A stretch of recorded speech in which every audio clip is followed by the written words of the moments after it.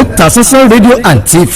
ọ̀pọ̀ àwọn òṣèré tíátà àti sinimá lédè Yorùbá lórílẹ̀‐èdè Nàìjíríà ni wọ́n péjú síbi àdúrà ọjọ́ kẹjọ òkú gbajúmọ̀ òṣèrékùnrin Sisi Quadri'S tó dolóògbé lọ́jọ́ sátidé ọjọ́ kẹsàn-án oṣù kẹta ni àdúrà ọjọ́ kẹta náà wáyé lórí pápá ìṣeré iléèwé DC Primary School tó wà ní àdúgbò Arárọ̀mí nílùú Ìwó nípínlẹ̀ Ọ̀ṣun.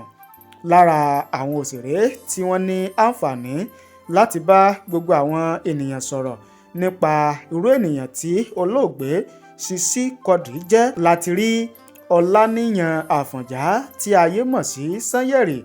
Sanyẹ̀rì ṣàpèjúwe ikú Sisi Quadri'S bíi ọ̀fọ̀ ńlá láàrin àwọn òṣèré.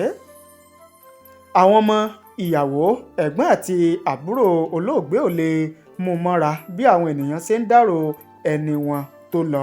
Níṣe ni wọ́n ń gbọn omi lójú láàrin ọ̀pọ̀ ènìyàn.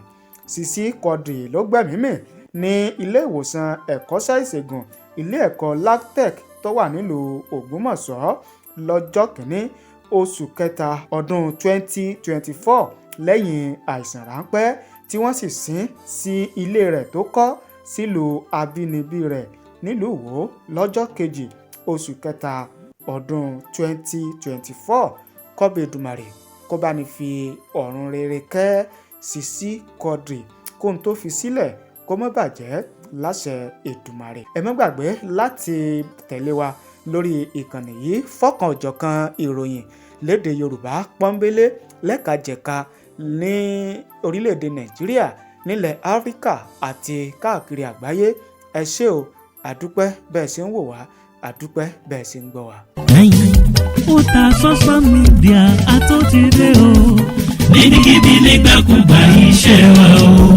ó kárí ayé. Otasansan Media, ilé-iṣẹ́ tí Èdùmàrè gbé kalẹ̀ fún gbogbo ẹni ó fẹ́ ṣe ayẹyẹ bíi wedding, birthday, funeral, coronation, anniversary, concert, product launch àti bẹ́ẹ̀ bẹ́ẹ̀ lọ. Àwọn irinṣẹ́ wa kọjá bẹ́ẹ̀. Professional camera wa mú sánsan, lightning wa mọ́lẹ̀ kedere, sound wa já tòròtò, drone camera wa wúni lórí, editing wa ò lẹ́gbẹ́, finishing wa kọjá bẹ́ẹ̀. Bẹ́ẹ̀ làwọn òṣìṣẹ́ wa kọ́ṣẹ́mọṣẹ́ pẹ̀lú ìrírí bá a ṣe gbé kámẹ́rà ya áńgù lóríṣiríṣi. Kódà bẹ́ẹ̀ fẹ́ ṣe documentary, ẹ pè wá kábàáyé gbé kalẹ̀ lára ọ̀tọ̀ pẹ̀lú owó tí ò gún pa. Àtúnbáni ṣe MC lóde ayẹyẹ gbogbo. Ẹ pè wá sójú òpó 07063291779. Ilé-iṣẹ́ wa wà ní nọ́mbà 13 Ọlágòkè Àkànó Street, Àbáyọ̀mí Ìwó Road, Ìbàdàn. Otasansan Media níbikíbi.